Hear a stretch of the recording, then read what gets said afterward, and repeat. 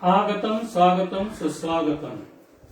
चला, कवितेच्या बनात या उपक्रमांतर्गत चालू असलेल्या वाचक संवादाचा आज 241वा भाग या ठिकाणी संपन्न होतोय. या वाचक संवादामध्ये आमच्या भगिनी वर्षाराणी राहीबाई नारायण चव्हाण या सुधामूर्ती लिखित आणि लीना सोहनी भाषांतरित केलेल्या पुस्तकावर अर्थातच गोष्टी माणसाच्या या साहित्य कृतीवर आज आपल्याशी त्या संवाद साधणार आहेत. आदरणीय वर्षाराणी चव्हाण या एक हरहुन्नरी शिक्षिका आहेत. शिक्षिका म्हटल्यानंतर प्रत्येक समाजाच्या प्रत्येक स्तरापर्यंत नाळ ज्यांची पोहोचलेली असते असा माणूस म्हणजे शिक्षक. आणि ज्याला हाडाचा शिक्षक म्हणतात, ज्याला मनाचा शिक्षक म्हणतात, जो कर्तव्याचा शिक्षक म्हणतात, तो शिक्षक म्हणजे आमच्या भगिनी वर्षात आहे. अशा कर्तव्यदक्ष उपक्रमशील असणाऱ्या आदरणीय वर्षाताई आज आपल्याशी गोष्टी माणसांच्या या साहित्य कृतीवर संवाद साधणार आहेत. आज या कार्यक्रमाला या कोरोनाचा मी प्रत्येक वेळेला सांगतोय, कोरोना महामारी ही अत्यंत घातक तेवढीच वाईट आहे. पण जगात अशी एकही गोष्ट नाही की ती 100% वाईट आहे. प्रत्येक वाईटामध्येही कुठंतरी काहीतरी चांगलं घडत असतं. आणि आज आमच्या या वाचक संवादामध्ये एक चांगलं असं घडायला लागलेलं आहे. कोरोना असल्यामुळे आम्हाला हा कार्यक्रम फेसबुकच्या माध्यमातून लाईव्ह द्यावा लागतोय. घरून हा कार्यक्रम आपण देतोय आणि घरी कार्यक्रम घेत असल्यामुळे जोडी दोघही घरीच असतात. आणि बोलणाऱ्या संवादकाचा जोडीदार हा आमच्या कार्यक्रमाचा अध्यक्ष आहे.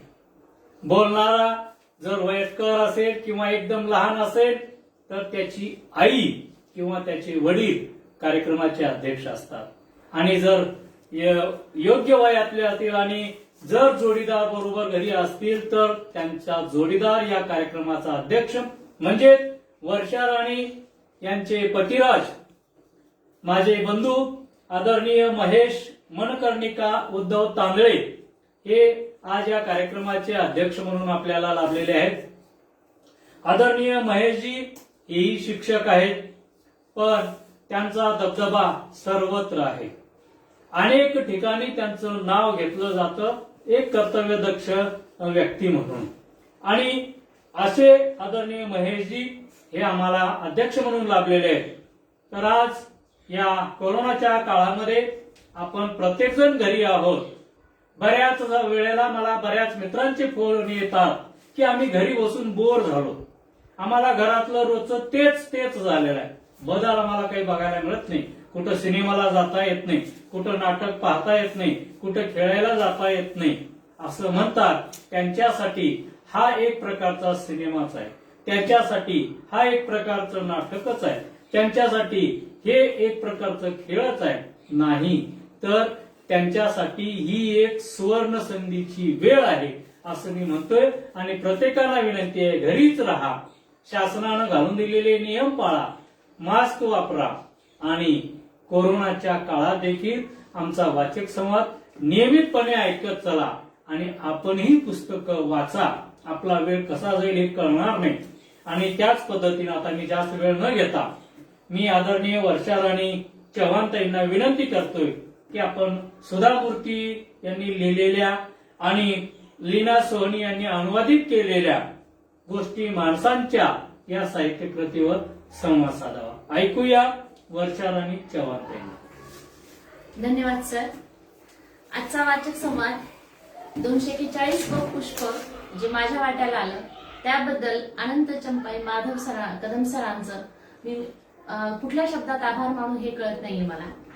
खरं पाहता आजची जी परिस्थिती आहे कोरोनामुळे सर्वत्र हाहाकार माजलेला आहे. आणि अशाही परिस्थितीमध्ये त्यांचा हा उपक्रम अखंडपणे चालू आहे.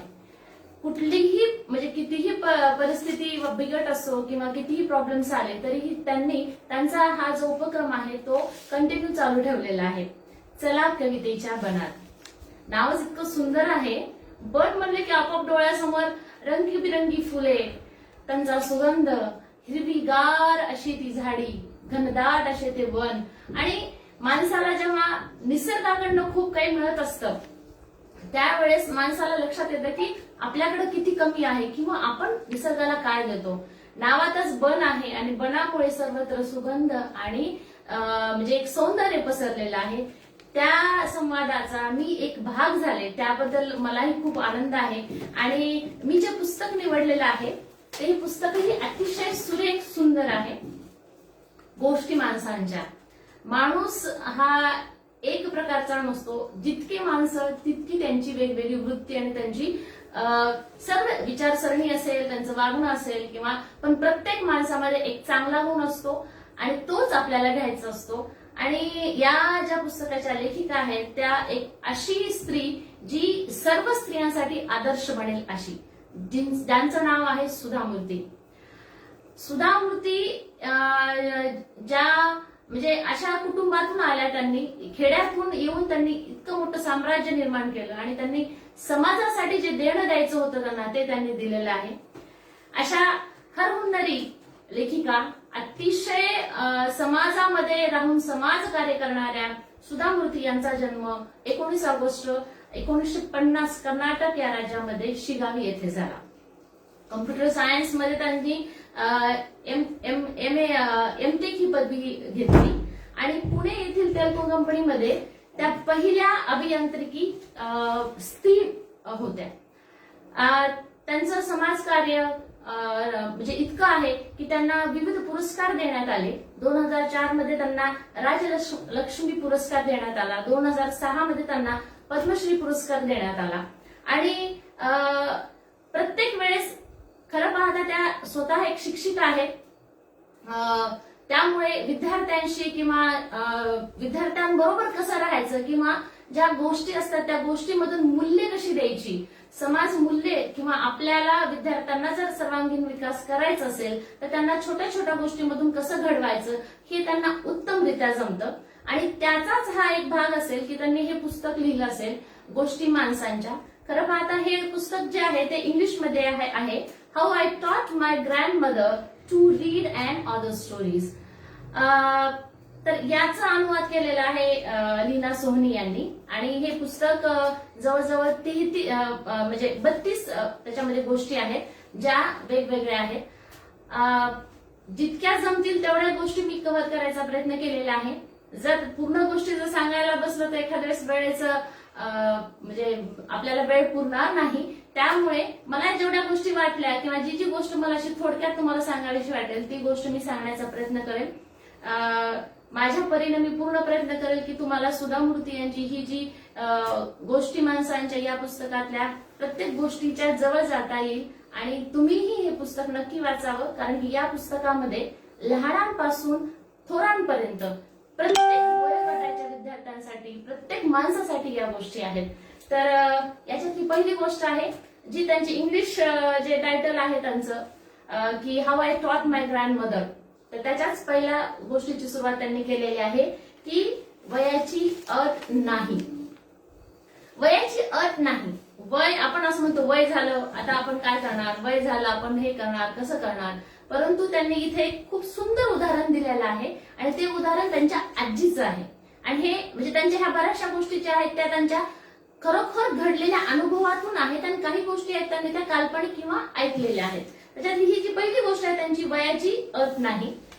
वयाच्या 13व्या वर्षी ज्यावेळेस म्हणजे त्या आजी आजोबा सोबत राहत होत्या आणि म्हणजे त्यांचं गाव हे छोटंसं गाव होतं आणि तिथे एक कन्नडची एक लेखिका होती त्रिवेणी म्हणायची. त्यांचं एक साप्ताहिक असायचं. त्या साप्ताहिकामध्ये एक त्यांची एक स्टोरी यायची, काशी यात्रा म्हणायची. तर ती काशी यात्रा जी स्टोरी असायची तर त्या स्टोरीमध्ये असं होतं की एक आजीबाई असते, म्हातारी असते आणि तिची इच्छा असते की आपण काशी यात्रेला जावं, काशी विश्वेश्वराचं दर्शन घ्यावं. आणि त्याच्यासाठी तिनं असे पैसे जमा करत असते किंवा जेवढं होईल तेवढं प्रयत्न करत असते की आपण एके दिवशी काशी यात्रेला जाऊ आणि काशी विश्वेश्वराचं दर्शन घेऊ. आणि त्याच्यासाठी त्याचा प्रयत्न चालू असतो आणि तशी ती स्टोरी क्रमशः मध्ये चाललेली असते. त्यांच्या आजीला वाचता येत नसतं. सुधामूर्तीच्या आजींना म्हणजे त्या अशिक्षित असतात. मग सुधामूर्तींचं काम असतं की ती स्टोरी त्यांना वाचून दाखवायची. एक वेळ असं झालं की काही कारणास्तव एक लग्न होतं कोणाचं तरी, तर सुधामूर्तींना दुसऱ्या गावी जावं लागलं आणि 2 दिवसासाठी म्हणून गेल्या त्या, पण तिथं मुलांची किंवा लग्नांची जी घाई होती त्याच्यामध्ये त्या तिथं 8 दिवस राहिल्या. 8 दिवसानंतर ज्यावेळेस त्या वापस आल्या आणि त्यांना पाहून त्यांची आजी रडायला लागली. सुधामूर्तीचं वय फक्त 13 वर्ष असल्यामुळे त्यांना समजलंच नाही की आजी का रडत असेल बरं, किंवा रडण्याचं कारण काय असेल. तिला असं वाटलं असेल की ठीक आहे बाबा, 8 दिवसासाठी आपली नात आपल्याकडे नव्हती म्हणूनही रडू आलं असेल, आणि तो विचार करून त्या विसरून गेल्या. कारण की वय जे होतं ते त्यांचं तेवढं विचार करण्याचं नव्हतंच मुळात. आणि मग नंतर मध्यरात्री त्या त्यांच्या जवळ येतात आणि त्यांना उठवतात आणि उठून त्यांना बसवतात सुधामूर्ती यांना, आणि म्हणतात की ते पेपर ठेवतात पुढे आणि म्हणतात या गोष्टीमध्ये पुढे काय झालं ते त्यांना पाहायचंय. मग ती जी गोष्ट होती त्या गोष्टीची ती गोष्ट अशी होती की जी ती आजी आहे जिला स्वतःला काशी यात्रेला जायचं आहे आणि त्याच्यासाठी ती पैसे जमा करत आहे, परंतु तिला असं लक्षात येतं की एक अनाथ मुलगी आहे आणि तिचं लग्न करायचंय आणि तिला एका मुलावर प्रेम होतं आणि म्हणजे तिला लग्न करायचं पण तिच्याकडे पैसे नाहीयेत. मग ते आजी असं विचार करतात की हे पैसे मी जर या मुलीला दिले तर तिचं लग्न होईल आणि ती सुखी होईल, आणि ते पैसे देऊन टाकतात आणि त्यांना तो आनंद मिळतो जो काशीश्वराचं दर्शन घेतल्यानंतर त्यांना जो आनंद मिळाला असता तो. आणि ती स्टोरी त्यांनी वाचून दाखवतात सुधामूर्ती त्यांना, आणि वाचून दाखवल्यानंतर त्या म्हणतात की पहिल्यांदा मला असं म्हणजे लक्षात आलं की माझ्याकडे आज पैसा आहे, वैभव आहे, सर्व गोष्टी आहेत, परंतु तरीही मी पारतंत्र्यात आहे, मी स्वतंत्र नाही. खूप मोठी गोष्ट आहे ही. माणूस कितीही पुढे गेला, म्हणजे मोठा झाला, पण स्वातंत्र्य हे व्यक्ती स्वातंत्र्य प्रत्येकाला मिळालं पाहिजे. आज त्यांची आजी 62 वर्षाची होती म्हणजे त्या काळाला, आणि त्यावेळेस त्या असं म्हणतात की मी पारतंत्र्यात आहे किंवा मला स्वातंत्र्य नाही. सुधामूर्तींना काही कळतच नव्हतं कारण की त्या फार छोट्या होत्या किंवा त्यांना हे लक्षातही नाही आले की त्या काय म्हणतात, आणि त्या म्हणतात की मला काही करून आजपासूनच मला शिक्षण घ्यायचं आहे, मला शिकायचं आहे, वाचन लेखन मला करायचं आहे. सुधामूर्तींना थोडंसं हसू येतं की वयाच्या 62व्या वर्षी माझी आजी काय शिकणार आहे, आणि त्या म्हणतात की तू मला शिकवायचं. तर त्यांच्या आयुष्यातली ही पहिली घटना की जी त्यांची पहिली विद्यार्थिनी होती त्यांची आजी, की जिला त्यांनी शिकवलं. म्हणजे त्या गुरु झाल्या ज्यावेळेस त्या 13 वर्षाच्या होत्या. त्यांना त्यावेळेस वाटलंही नव्हतं की मी कधी अभियांत्रिकी म्हणजे याच्यामध्ये शिक्षिका होईल, लेक्चरर होईल आणि मुलांना शिकवेल म्हणून. आणि अशा पद्धतीने त्यांचा तो जीवनातला म्हणजे पहिली सुरुवात, पहिली विद्यार्थिनी त्यांची आजी झाली आणि त्यांनी शिकवलं. त्यांच्या आजीचं एवढं ग्रास्पिंग पॉवर जास्तीचं होतं की त्यांनी पटापटा जे शिकवत होत्या म्हणजे त्यांचा गुरु जे शिकवत होता त्या इतक्या पटकन ग्रहण करत होत्या आणि म्हणजे त्या शिकत होत्या. आणि एके दिवशी मग असं करत त्यांनी ते पूर्ण शिक्षण घेतलं आणि त्यांच्या आजीने एके दिवशी त्यांना पाटावर बसवलं, एक कपडा फ्रॉक शिवण्याचा त्यांना दिला, त्यांची पूजा केली, त्यांच्या पाया पडल्या. त्या सुधामूर्तींना प्रश्न पडला की मी इतकी छोटी आहे, माझी आजी एवढी मोठी आहे आणि तरी ती माझ्या पाया पडती आहे आणि माझं दर्शन घेत आहे. तर त्या म्हणल्या तुझं दर्शन घेतलेलं नाही मी, तुझ्यामधला जो गुरु आहे ज्यानं मला शिकवलं त्याचं दर्शन मी घेत आहे. आणि अशा पद्धतीने त्यांनी त्यांचं दर्शन घेतात. आणि त्यावेळेस त्यांना असं लक्षात येतं की शिक्षणासारखं कुणीही म्हणजे शिक्षण जर असेल तर माणूस कुठल्याही म्हणजे जे त्याला पाहिजे ते तो करू शकतो. आणि याच्यामध्ये त्यांनी आणखी एक गोष्ट सांगितली की ज्यावेळेस तुम्हाला असं वाटेल की आता वय नाहीये तिथे, शिक्षण घेण्याचं त्यांचं वय 62 होतं, तर मग जर तुम्हाला शिक्षण घ्यायचं असेल तर शिक्षणासारखं जर तुम्हाला काही करायचं असेल तर तुम्ही वयाकडे पाहायची गरज नाही. तर ही गोष्ट आहे त्यांची पहिली, याच्यातली जी पहिली गोष्ट होती ती. त्याच्यानंतर एक दुसरी गोष्ट आहे त्याच्यामधली रशियामधील लग्न सोहळा. तर रशियामधील लग्न सोहळा तुम्हाला सगळ्यांना माहित आहे, आपल्या सगळ्याला माहित आहे. लग्न पाहावं करून किंवा घर बघावं बांधून असं म्हणतात लोक. लग्नासाठी घरासाठी खूप पैसा, परिश्रम ह्या सगळ्या गोष्टी कराव्या लागतात. आणि आपण जर पाहिलं तर भारतामध्ये तर लग्न पूर्वी, आता तर नाहीत म्हणा, पण पूर्वी आठवडाभर लग्न चालायची आणि त्या लग्नामध्ये शारीरिक, मानसिक, पैसा सगळ्याच गोष्टी लागायच्या. म्हणजे सगळ्या गोष्टी त्याच्यामध्ये खर्च होऊनही ते लग्न कसं होईल, काय होईल, पर्टिक्युलरली मुलींच्या वडिलांना, आईंना त्याची जास्त टेन्शन किंवा त्याचा जास्त विचार असायचा. तर इथली त्यांनी गोष्ट सांगितली की रशियामधली गोष्ट आहे ही की मॉस्को या शहरामध्ये तुम्ही जर गेलात तर तुमच्या असं लक्षात येईल की असे खूप मोठे मोठे उद्यान आहेत आणि त्या उद्यानामध्ये असे स्तंभ आहेत आणि त्या स्तंभांवर जे लष्करी लोक आहेत किंवा जे सैनिक आहेत ज्यांचं म्हणजे ज्यांनी शहीद झालेले आहेत की त्यांची नावं त्याच्यावर कोरलेली आहेत.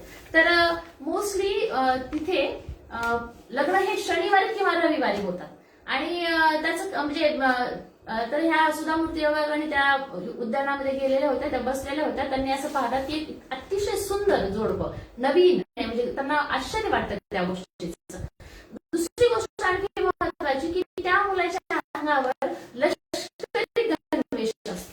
म्हणजे लग्नामध्ये किती हजाराचा सूट घ्यायचा याच्यावर आपल्याला होऊ शकतो, परंतु तिथे फक्त लग्नामध्ये लष्करी गणवेशच घालू शकतात अशी तिथे प्रथा आहे आणि या प्रथेला प्रत्येक जण मानतो. ही गोष्ट महत्वाची आहे. आणि ज्यावेळेस तिथे एक माणूस बसलेला होता, त्याला विचारतो की हे असं काय आहे की नवीन जोडपं इथं आलेलं आहे, बंदोबस्त होत आहे, त्यांची ते पूजा करत आहे. तर मग त्यांनी सांगितलं की एक प्रथा आहे की लग्न जनरली ह्याचे शनिवारी रविवारी होतात आणि प्रत्येक जोड्याला इथे येऊन सगळ्यांचा नमस्कार किंवा सगळ्यांचे आशीर्वाद घेणे म्हणजे त्यांचं एक प्रथा आहे की ते त्यांना करावंच लागतं. दुसरी गोष्ट अशी की इथला प्रत्येक युवक हा लष्करामध्ये काही वर्ष तरी त्याला ते घालावेच लागतात. मग याच्यावरून असं लक्षात येतं की देशामध्ये तुम्ही जे इतिहास दाखवता किंवा तुम्ही जे करता तर त्या देशाच्या इतिहासावरून तिथल्या लोकांच्या वर्तनावरून तुम्हाला असं लक्षात येतं की तो देश किती पुढारलेला आहे किंवा किती महान आहे. तर आपल्याकडचे लग्न सोहळे आणि तिथल्या लग्न सोहळ्यामधला त्यांनी थोडासा तो अंतर दाखवलेला आहे. याच्यानंतर आणखी एक कथा आहे त्यांची. आज आपण त्यांना घासू म्हणतो पण उद्या आज आपण त्यांना घासू म्हणजे हा शब्द जनरली असतो की जे मुलं फार वाचत असतात किंवा खूप अभ्यास करत असतात आणि जे मुलं थोडेसे कमी अभ्यासाचे त्यामध्ये तू फारच घासतोस रे, तू फारच हे करत असतोस, घासून घेतोस, अशी एक म्हणजे एक टर उडवण्याची एक गोष्ट असते. तर पण घासू असणे आणि त्याच्यामध्ये स्वतःची प्रगती स्वतः कशी करणे ही गोष्ट त्यांनी या छोट्या गोष्टीमध्ये सांगितलेली आहे. ही कथा एका हसन नावाच्या मुलाची आहे. प्रचंड हुशार, अतिशय कुशाग्र बुद्धीचा, घरचंही चांगलं म्हणजे धनसंपत्ती असलेला सदन घरातला मुलगा, उंच पुरा देखणा असा. आणि परंतु त्याच्यामध्ये सगळ्यात वाईट गोष्ट अशी होती की तो कधीही नियमित वर्गात यायचा नाही. सुधा मूर्ती त्याला बऱ्याचदा म्हणायच्या की बाबा तू येत जा, तू इतका हुशार आहेस, पण तो म्हणायचा पुढच्या वेळेस नक्की येईल मॅडम असं म्हणायचा. आणि 6माही परीक्षा, चाचण्या यालाच फक्त तो म्हणजे उपस्थित व्हायचा आणि परीक्षा द्यायचा. आणि अचंब या गोष्टीचा असायचा की तो ज्यावेळेस परीक्षा देऊन जायचा ना तो मस्त मार्क घेऊन जायचा. म्हणजे असं नव्हतं की त्याला मार्क पडत नव्हते, म्हणजे त्याची ग्रास्पिंग पॉवरही खूप छान होती. परंतु परीक्षेसाठी कसं असतं की हजेरी फार महत्वाची असते. जसं मी शिक्षिका आहे तर मला माहिती आहे की हजेरी असेल तर आम्ही परीक्षेला बसू देतो मुलांना. तर त्या पद्धतीने मग त्या त्याला म्हणायच्या की तुझी हजेरी नाहीये त्याच्यामुळे तुला परीक्षेला बसता येणार नाही.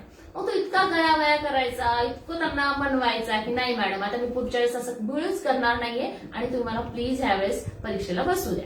मग त्यांनाही वाटायचं की माझ्या एखाद्या हजेरीमुळे एखाद्या मुलाचं म्हणजे नुकसान होऊ नये. आणि विशेष म्हणजे तो मुलगा फार हुशार होता ना. मग त्यांनी याचं सोल्युशन कसं काढायचं तर त्यांनी काय केलं, एकदा त्यांच्या पालकांना बोलवलं, म्हणजे त्याच्या आई वडिलांना बोलवून घेतलं. त्याचे आई वडील आले आणि त्यांनी सांगितलं की तुमचा मुलगा एवढा हुशार आहे, तुम्ही त्याच्यावर थोडंसं लक्ष द्या, त्याला वेळेवर किंवा नियमित त्याला तुम्ही कॉलेजला पाठवा. तर त्याचे वडील जे होते ते फार म्हणजे उद्योगपती होते, म्हणजे थोडं पैसा कमवण्याच्या नादामध्ये किंवा त्यांना वेळ नव्हता थोडक्यात म्हणण्याची गोष्ट. आणि आई जी हाऊसवाईफ असेल तर ज्यामुळे तो आईचं मुळीच ऐकत नव्हता. त्याच्या वाईट सवयी अशा होत्या की तो रात्रभर गाणे ऐकायचा, फिल्म बघायचा किंवा रात्रभर तो जागायचा. त्याच्यामुळे तो सकाळी उठायचा नाही आणि उठला नाही तो कॉलेजला कसा जाणार. आणि याच्यामुळे त्याची जी अनियमितपणा आहे त्याचा परिणाम त्याच्या पूर्ण करिअरवर झाला.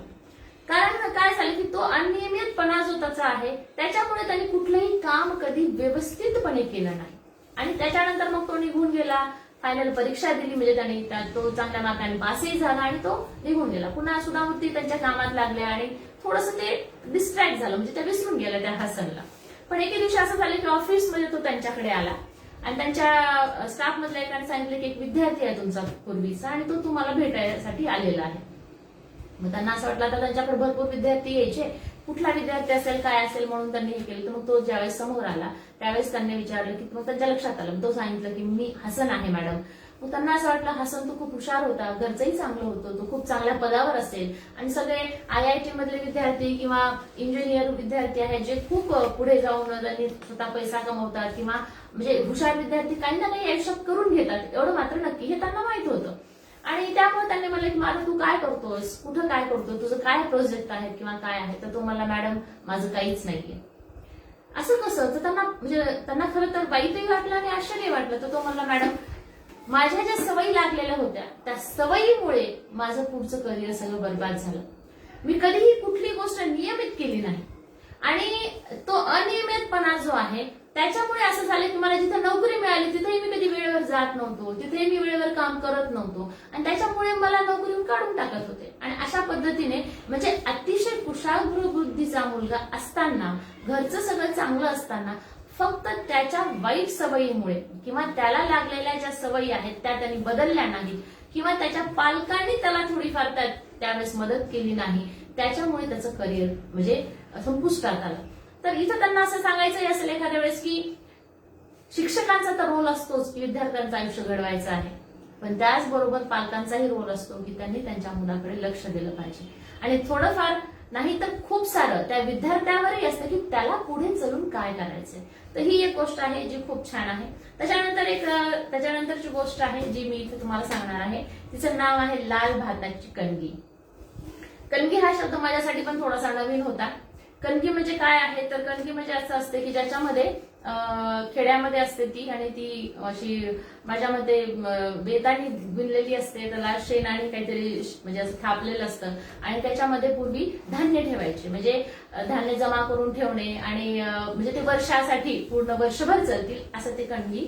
तर लाल भाताची कणगी, आता तुम्हाला माहित आहे की आपल्या देशामध्ये तसंही आपत्ती, नैसर्गिक आपत्ती असेल किंवा माणसाने निर्माण केलेली आपत्ती असेल, सध्या आपण खरोखर एका आपत्तीला फेस करत आहोत. कोरोनामुळे ऑलरेडीच आपण सगळेजण एक भयंकर अशी आपत्ती, पॅन्डेमिक सिच्युएशन जी आहे आपल्या देशामध्ये, आपण सगळेजण लहानांपासून थोरापर्यंत, गरीबापासून श्रीमंतापर्यंत प्रत्येक जण या आपत्तीमध्ये आलेला आहे. आणि या आपत्ती म्हणजे प्रत्येक आपत्ती आली की त्याला कुठलं ना कुठलं म्हणजे एक हे असते, म्हणजे त्याच्यासाठी आपल्याला काही ना काही सोल्युशन काढायचं असते. तर मग असंच त्यांनी सांगितलं की म्हणजे आपत्ती आली की त्याला म्हणजे खूप सारे लोक मदतीला पण येत असतात आणि या आपत्तीमध्ये त्यांनी असंच एकदा म्हणजे सुधामूर्ती ह्या फाउंडेशनचं काम करतात इन्फोसिसच्या, तर त्याच्यामध्ये त्यांनी बऱ्याच ठिकाणी जाऊन ज्या लोकांना मदतीची गरज आहे त्यांच्याकडनं मदत घेऊन ज्यांना गरज आहे त्यांना त्या पुरवठा करत असतात. तर त्या अशाच बंगलोरमध्ये एकदा गेल्या होत्या मोठ्या कंपनीमध्ये आणि त्या कंपनीमध्ये गेल्यानंतर त्यांच्यासमोर जेवढे पण श्रोते होते ते सर्वजण सुशिक्षित, श्रीमंत आणि वेल एज्युकेटेड आणि चांगल्या घरचे आणि खात्यापित्या घरचे होते. ज्यावेळेस त्यांनी भाषण केलं, सांगितलं की जेवढ्या काही आपत्ती आहेत किंवा ज्यांना म्हणजे जे पूरग्रस्त असेल किंवा भूकंप असेल किंवा कुठलीही जी आपत्ती असेल तर त्या काय करतात की ज्या लोकांना ज्यांची गरज आहे तर तुम्ही आम्हाला ते तुमच्याकडे जर कपडे असतील, तुमच्याकडे गुड्स असतील तर तुम्ही आम्हाला त्या द्या, आम्ही त्यांना त्या पोहोचवू.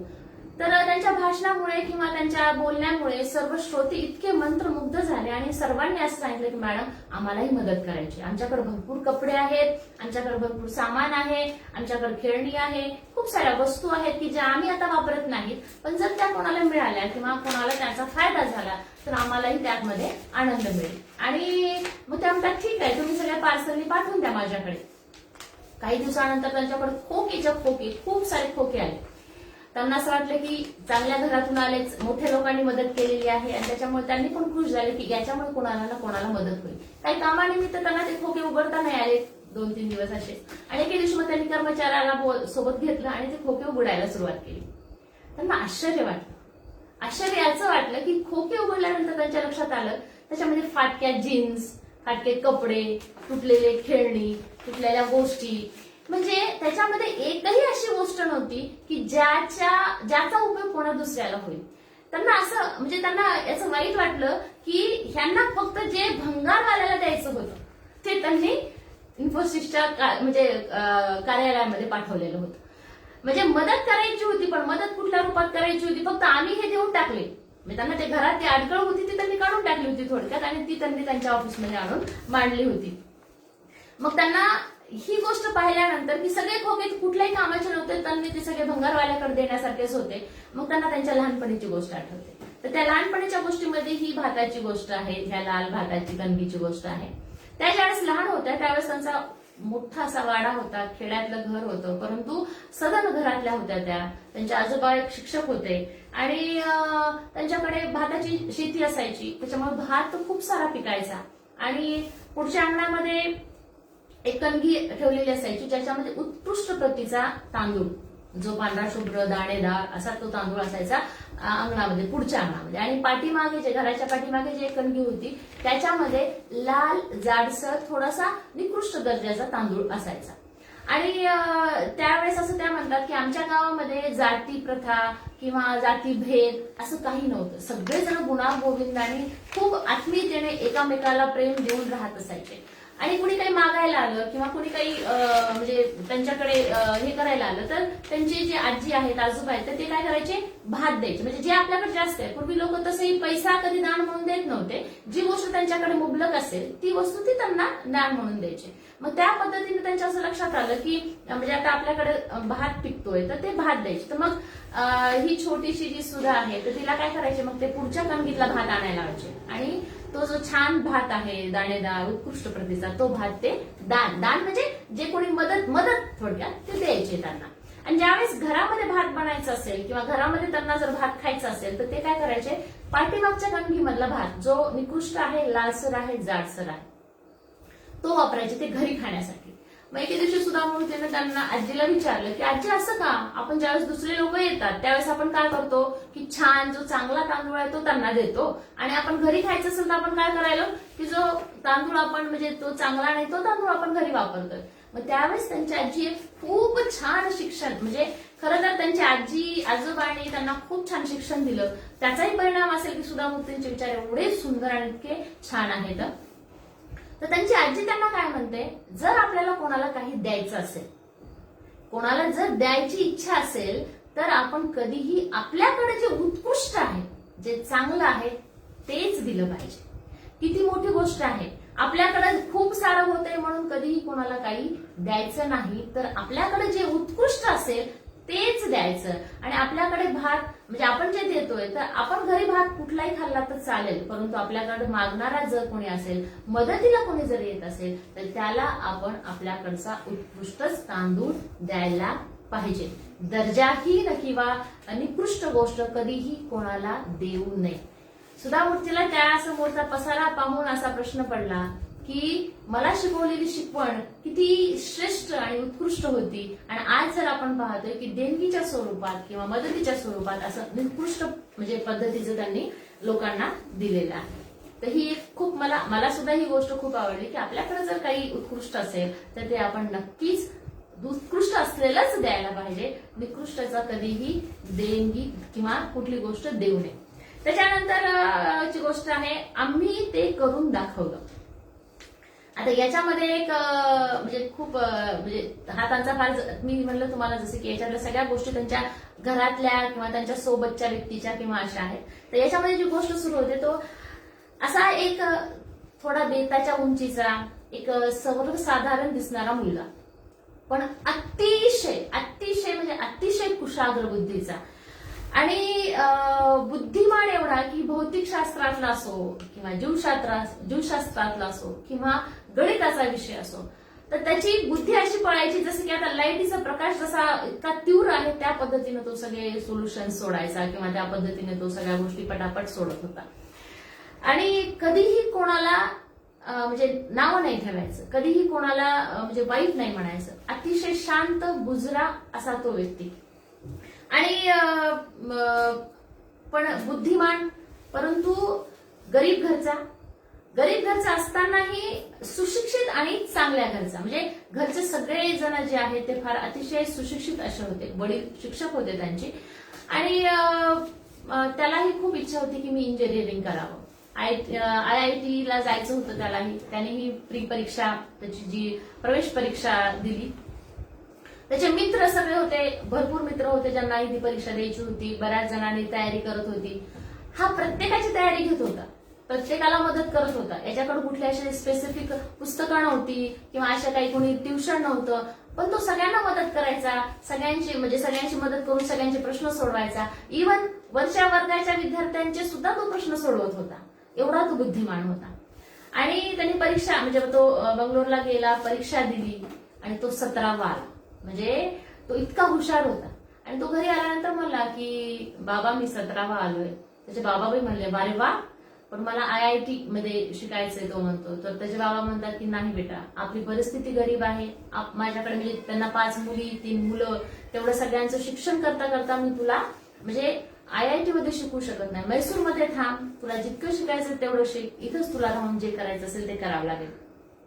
तो बिलकुल नाराज नाही झाला, म्हणजे त्याला वाईटही वाटलं नाही. तो मला ठीक आहे. नाही असं कुठली इन्स्टिट्यूट नसते की माणसाचं पूर्ण ध्येय बदलून टाकते किंवा तो त्याचा आपल्याला जे बनायचं आहे ते आपल्याला स्वतःला बनायचं असतं. इथे एक त्यांनी एक गोष्ट सांगितली की म्हणजे भगवद्गीतेमध्ये म्हणलेलं असतं की माणसाला जर स्वतःला म्हणजे काही करायचं असेल तर तो फक्त स्वतःच करू शकतो. कुणीही त्याचं वाईट करू शकत नाही, कुणी त्याचं चांगलं करू शकत नाही.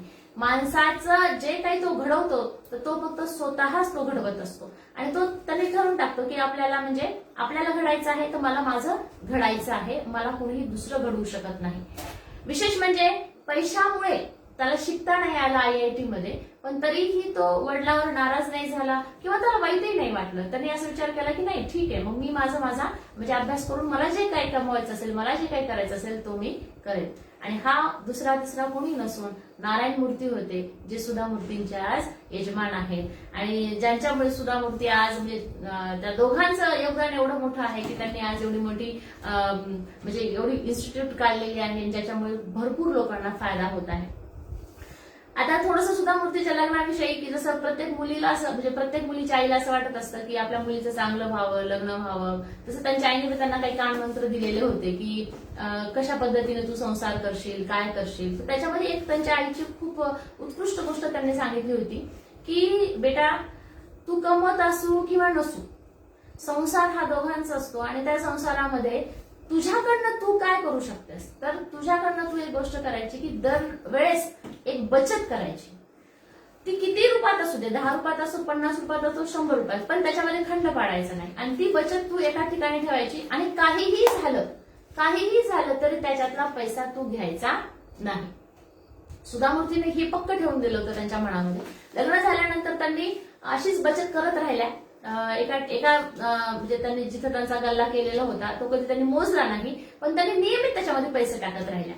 पुन्हा नंतर तुम्हाला सगळ्याला माहित आहे की म्हणजे ज्यावेळेस नारायण मूर्तीने असं ठरवलं की इन्फोसिसची जी म्हणजे त्यांनी स्थापना करायची ठरवली, तर त्यांच्याकडे पैसा नव्हता. ते गरीब घरचे, मी तुम्हाला आधीच म्हणले की ते फार गरीब घरातून आले होते, पण त्यांनी असं ठरवलं होतं की आपण काहीतरी करायचं. मग हे फाउंडेशन ओपन करण्यासाठी त्यांना पैशाची गरज होती आणि त्यांनी पत्नीकडे मागितले. मग त्यावेळेस ती आईची जी शिकवण होती ती त्यांना कामी आली आणि त्यांनी ते पैसे गेल्या किचनमध्ये आणि किचनमधून ते पैसे काढले. ते होते 10,000 रुपये. तो माणूस एवढा ग्रेट. ऍक्च्युली त्यांचे म्हणजे खरं तर नारायण मूर्तीविषयी बोलायचं म्हणलं तर खूप मोठ्या गोष्टी आहेत, पण आपण तो मुद्दा नाही, आपलं फक्त गोष्टींविषयी बोलायचं आहे.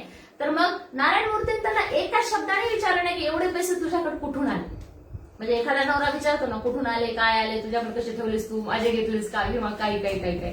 त्यांनी एकही शब्द त्यांना विचारला नाही. ते 10,000 रुपये घेतले आणि त्यांनी सांगितलं की हे बघ, तुझ्या ह्या 10,000मुळे मी सुरुवात करतोय. ते म्हणजे 4 जणांनी मिळून ते म्हणजे फाउंडेशन सुरू केलं होतं आणि त्या 10,000च्या म्हणजे बेसवर आणि तुला इथून पुढचे 4-5 वर्ष फार खडतर काढावे लागतील, कारण की आपला हा संघर्षाचा काळ आहे. आणि तिथून पुढे तर तुम्हाला रेस्ट ऑफ द हिस्ट्री की कशा पद्धतीने म्हणजे त्यांची म्हणजे इतकं मोठं त्यांनी साम्राज्य उभा केलं आणि सगळ्यांना मदत करत आहेत.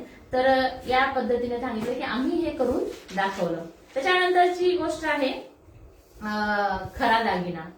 ऍक्च्युली ह्याच्यातली प्रत्येक गोष्ट अशी वाटते की ही खूपच सुंदर आहे, ही खूपच छान आहे आणि प्रत्येक गोष्टीला असं वाटतं की अरे ही सगळ्याला माहित पाहिजे किंवा ही आपल्याकडे खरं तर हे पुस्तक असायलाच पाहिजे, प्रत्येकाने ते वाचायलाच पाहिजे.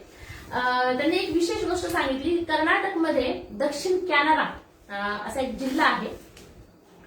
तो जिल्हा पूर्ण म्हणजे जवळजवळ पूर्णपणे साक्षर आहे. तिथला प्रत्येक व्यक्ती सुशिक्षित आहे. प्रत्येक व्यक्ती हा म्हणजे कुठल्या ना कुठल्या उद्योगात, कुठल्या ना कुठल्या कामामध्ये कुठे ना कुठे तो पुढे आहे. तर त्यांना हमेशा असा प्रश्न पडायचा की अशी काय गोष्ट असेल की तिथले सगळे लोक एवढे सुशिक्षित, एवढे छान, एवढे म्हणजे पुढे आलेले आहेत. तर इन्फोसिस फाउंडेशनच्या उपक्रमामध्ये त्यांना बऱ्याचदा जावं लागत होतं. किंवा त्यांचा एक उपक्रम आहे की त्यांनी काय करतात की पुस्तकं देणगी देतात किंवा शाळेला जातात, पुस्तकांची देणगी दिली जाते. अशा पद्धतीने त्यांचा उपक्रम आहे. आणि त्यांचा आणखी एक गोष्ट आहे की ज्यांना त्या मदत करतात ना, तर मदत करायची म्हणून कोणालाही मदत करत नाही. जे गरजवंत आहेत, ज्यांना खरोखर मदतीची गरज आहे, अशाच लोकांना ते मदत करतात. दुसरी गोष्ट म्हणजे त्यांनी असं तिसऱ्या कोणाकडनं विचारून करत नाही. स्वतः जाऊन ती पार्श्वभूमी पाहतात, तिथली गोष्ट पाहून त्यांना किती मदतीची गरज आहे त्यानुसार ती मदत करतात. तर मग त्यांना बऱ्याचदा फिरावं लागायचं. सुधामूर्ती स्वतः फिरायच्या, ही विशेष गोष्ट आहे की त्या. आणि खेडोपाड्यामध्ये म्हणजे शहरामध्ये तर ठीक आहे, पण त्या खेडोपाड्यातही फिरायच्या, एकट्या फिरायच्या. मला कुठेही त्यांच्या आता या गोष्टीमध्ये असं दिसलं नाही की राहणारे मुद्दे त्यांच्या सोबत होते म्हणून. म्हणजे फिजिकली, मेंटली तर ते सोबतच होते, परंतु फिजिकली त्यांनी असं कधी अडवलं नाही त्यांना की तू या खेड्यात कशी चाललीस, कुठे इकडे एकटी कशी चाललीस किंवा अशा गोष्टी नव्हत्या. त्या स्वतः खेड्यात जायच्या आणि ज्या ज्या वाचनालयाला किंवा जिथे जिथे वाचनालय काढायचं असेल किंवा जिथे पुस्तकं देणगी द्यायची असेल त्या तिथं देत होत्या. ज्यावेळेस त्या तिथं गेल्या तर त्यांच्या असं लक्षात आलं की तिथला जो शिक्षक होता तो अविवाहित होता आणि तो एक छोट्याशा रूम मध्ये राहत होता. आता खेड्यामध्ये काही हॉटेल्स नसतात, राहण्याचे प्रश्न असतात, मग कुठे राहणार. तर त्यांना असं बऱ्याचदा काय व्हायचं की कोणाच्या ना कोणाच्या घरी राहावं लागायचं. तो शिक्षक खूप चांगला होता. तो काय म्हणला, मॅडम इथले जे चेअरमन आहेत, ह्या ज्या शाळेचे चेअरमन आहेत ना, ते खूप चांगले आहेत, तुम्ही त्यांच्याकडे जाऊन राहा. मग त्यांनाही असं वाटलं की बाबा आता आपण कुठेतरी राहण्यापेक्षा आता हॉटेल नाहीत, कुठे नाहीत. मग त्या त्यांच्या घरी गेल्या. अतिशय सुंदर म्हणजे खेड्यातला जसा वाडा असतो त्या पद्धतीने त्यांचं घर होतं. आणि म्हणजे म्हणजे असं म्हणजे शेतीचे सामान ते म्हणजे ज्या पद्धतीने घर असतं काही अतिशय आवडीचं घर, मग झाडं झुडपं अशा पद्धतीचं ते घर होतं. खूप मोठा वाडा.